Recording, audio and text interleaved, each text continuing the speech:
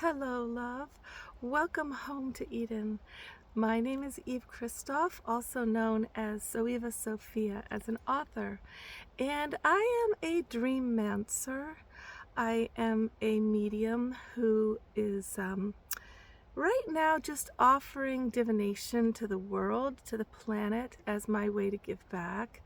And today's theme for your divination, since you found this video, I'm assuming there's something in it for you. Today's theme is love is a miracle. Okay, and so we want to you have found love. Okay, let's pretend, either if you feel like you haven't, then it's coming soon. You have found love, but we're also talking about love in your life, your family, your friends, your children. And the question is, how do you keep it going? How do you nourish that love? And what's going on with it right now? So let's first look into what's going on. Okay, so there's the phases of the moon. So this is a cool deck. This is a deck that I made with a group of children when I was teaching the Art Bridge curriculum that I have created for homeschooling families to create world peace ambassadors from their families. The phases of the moon come and go, right? So you have the full times when it's just full of life and it's just full of love, and then it wanes, and there's these times when it gets thinner and it's like it even goes dark. And what do we do? What do we do when our friendships, for example, our togetherness in our friendships are just waning, waxing and waning? Okay, what will help? Love is a miracle. What will help with this? We get the love card. You know, Mother Divine, that energy of compassion and unconditional love that the cosmic mother, Mother Mary, Guadalupe represents, or actually embodies. That's sort of the love that a lot of times we don't give to our loved ones. We can get really kind of punitive. We can get a little bit transactional. And this love card, look how beautiful it is. You can also see that the dancers are flying together when they're really having fun, when you're really loving. You know, today I was feeling how I come to the water because I love the water, right? I love this river. Because I love the river, I come to it. I get into it. I swim within it. I don't miss hardly a day without my beloved river. But we have this way of thinking that our love doesn't need to have us connect with that person. If you love something, you're attracted to it, right? You go towards it, you're with it as much as possible. And there's this weird thing going on where people avoid love, they avoid the one they love. Let's ask some more. People get so absorbed in their work. Love is a miracle. What else do we need to know about flourishing, nourishing love in our lives? Interesting.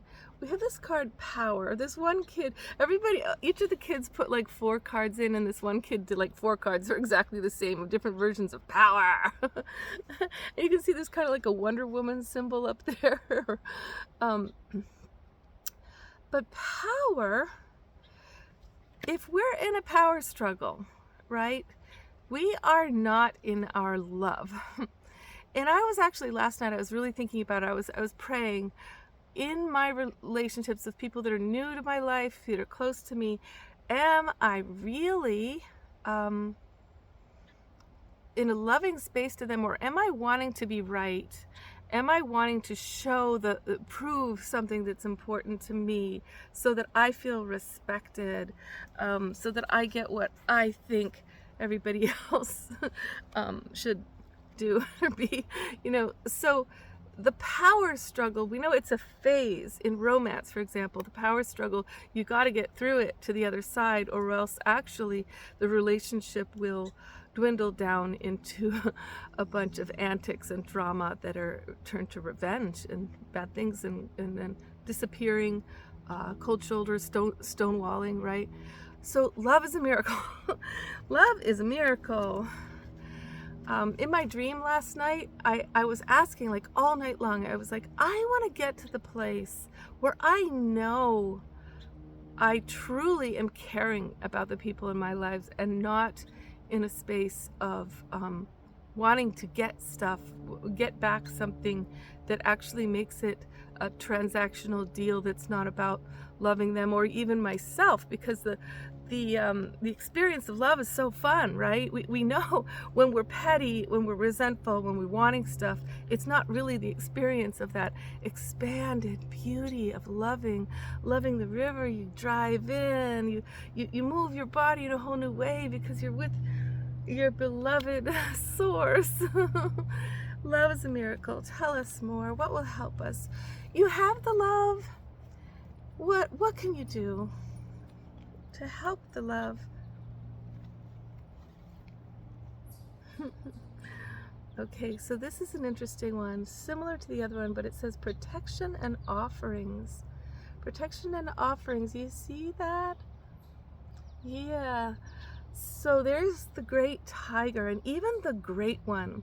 Say it's you and your greatness and you are right about something. Still, giving offerings protects the love.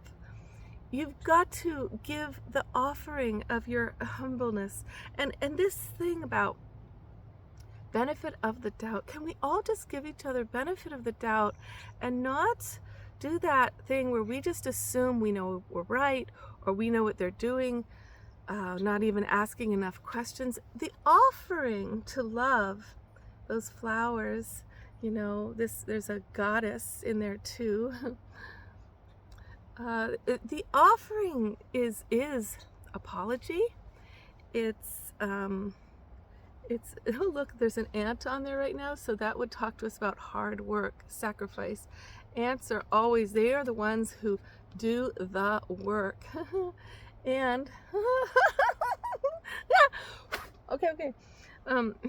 Yeah, so that would be, you know, the offering is the hard work that we put in, and the assumption that we can somehow have relationship without relating, without putting in the work, the regular phone calls, the responding to the texts we get, creating dates, even if you feel like, I gotta put that on my calendar and miss other things, or I feel hemmed in, which is the way a lot of men often feel who I speak to. They're like, they just want it all to sort of free flow at their convenience.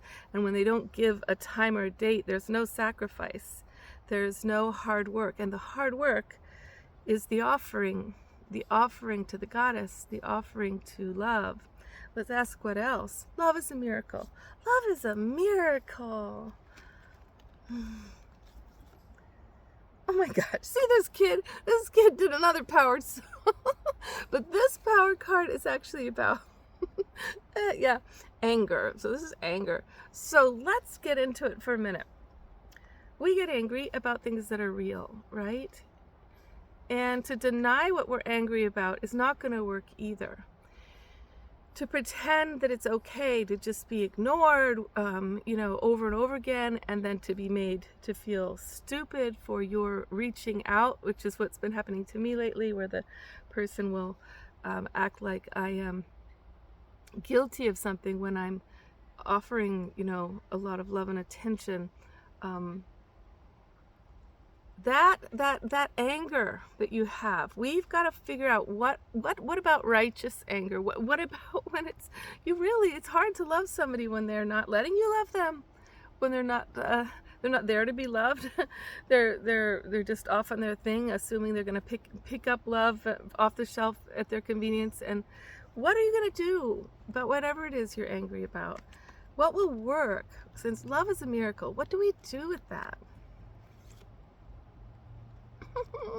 Well, sadness, look at the creature.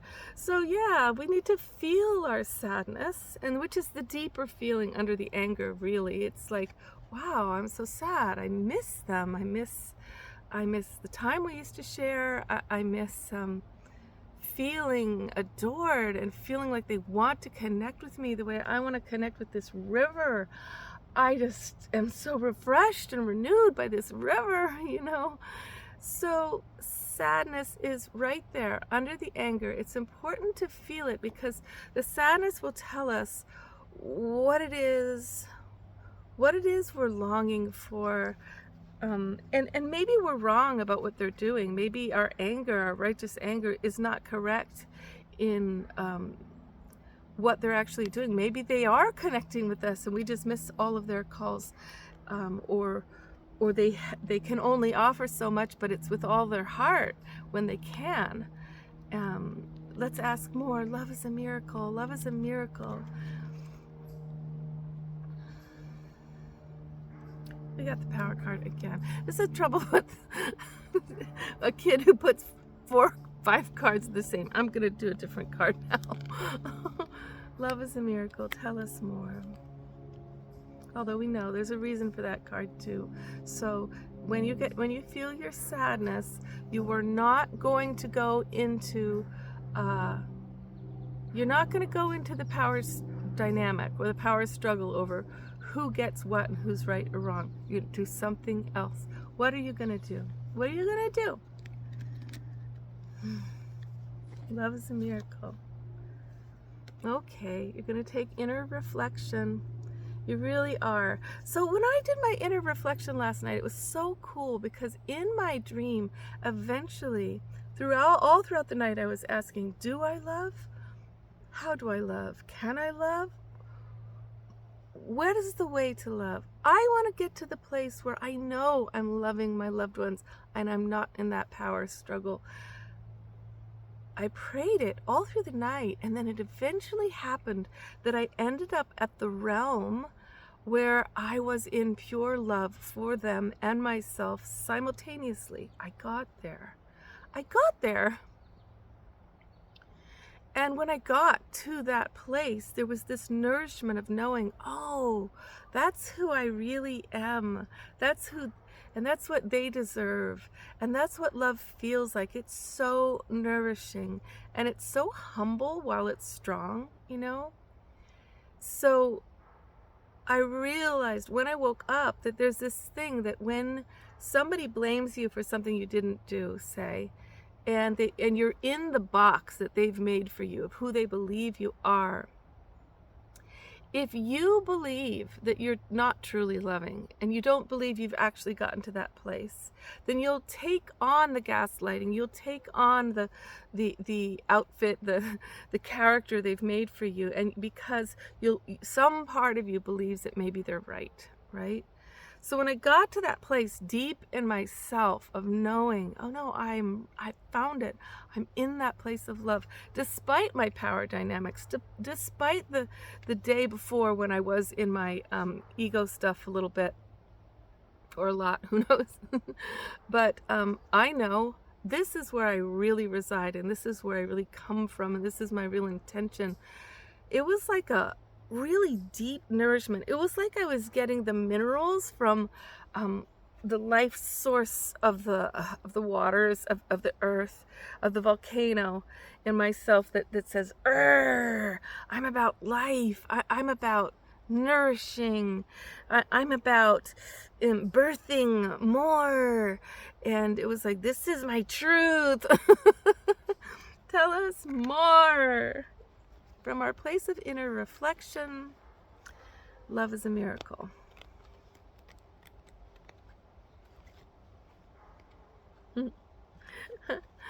This card says wildness.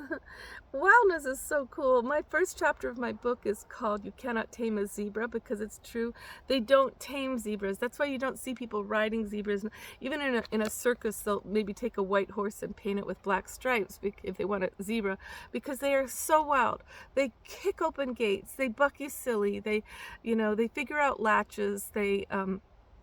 They'll start farting and making gas so that they can make their saddles come off when they belch. So they'll swallow air until they swell up, and then they'll let out the air so that they can slip off their saddles. And then they do all kinds of things like that.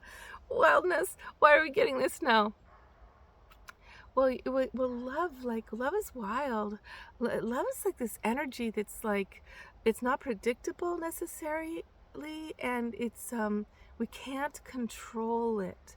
That's the thing. I think when we're trying to get what we want and tell people what to do, we're wanting to control this wild force because we're afraid it'll go galloping off with us on it and throw us into the river, or that it will run off without us, abandon us. We're just afraid of the wild force of love, this miracle. What do we do about that? I mean, that's valid fear, right? Isn't it kind of valid? Because love is crazy and wild. Oopsie, sorry. Last card. All right, well, we have to talk about this one. It says attacked, and it's the patriarch. And some kid made this like 15 years ago. But this is the main problem in relationships today. This is what's going on, is that the masculine side that has taken on patriarchy in terms of the toxic entitlement of our masculine side of us, puts the feminine under attack. And he feels like, so it's not just the men, although it is often men who are negating women, negating our feelings, negating our requests and our rights, our civil rights to our bodies. It's their religion, which leaves us out. And the trouble is that all of our relationships are affected by this problem on Earth right now. If we're not allowed to value the feminine side of our own bodies, of our own life, of the Earth Mother herself, and if we're using women and children like they are right now in Gaza as weapons, like I dreamt the other night there was all these women dead with their children in their arms, hundreds of them. And they were just beautiful people, and it was so senseless. And then I woke up, and the next day there was another massacre of the women and children in Gaza in this hospital. And the thing is that the attack on the feminine, it has to be faced on a subtle level between people. Because even in there's thousands of ways it affects everyone. For example, like if one person is a caregiver, they're going to be paid less than the one who's the executive, even if the woman is the executive, say. But the executive is coming from a whole male capitalistic, this whole way of operating that is from the masculine side of ourselves. And if the nourisher, the one who's taking care of the kids or the house, is always without equal power, that's going to affect the relationship. Okay, so maybe we need one more card. That's a hard one. Like, so it's a constant, give and take. You got to see, well, how do you balance it out, the masculine and feminine fairness? How do you value somebody who speaks in metaphors and somebody who speaks in feelings and somebody who wants connections, and not treat them like they're needy or that they're weaker because they want to open their hearts and they have the courage, the tenacity, and the commitment to be there in the relationship with an open heart? How do we see when the masculine side comes around with its cold, clinical, objective thing of like, well, I'm in control and I don't need that much, and you're just needy, and I've got my career going and my money thing is more important? That's all our masculine side going too far into a life that will not be meaningful or fulfilling for anybody really in the end. Just on one dimension it'll be fulfilling, the power dimension. There you are, you noisy brat. Look at you. Sorry, see, I called him a brat right away. He's not a brat, he's powerful. Okay, let's ask one last.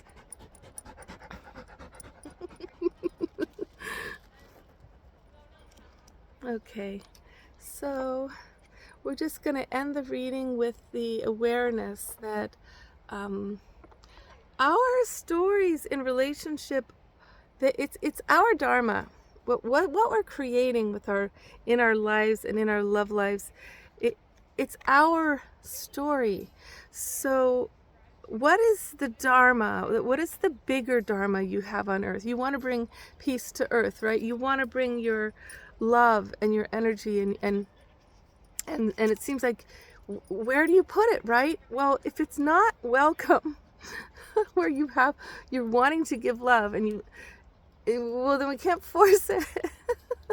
So if we can't give love where we wanted to give love, and our Dharma is to be lovers, help us. One last card.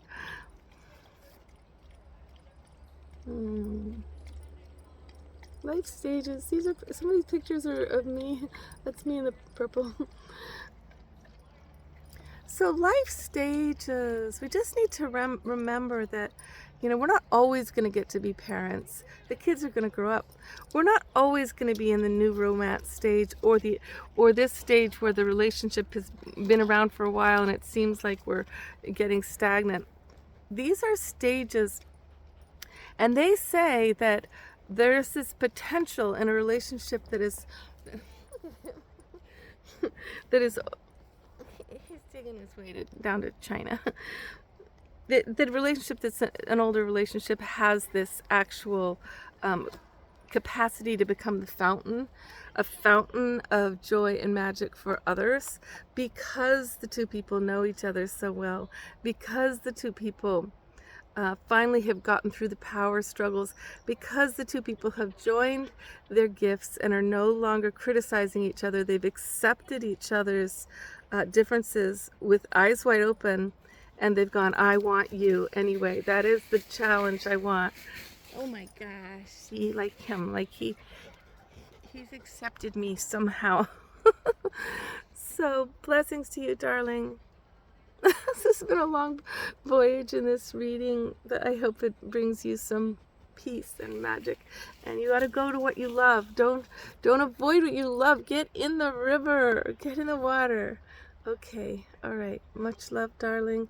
If you want a divination of your own from me that's specific to you and all of your life issues, just contact me at evesedenarts@gmail.com, or here on Messenger, or below any of my YouTube videos. Okay.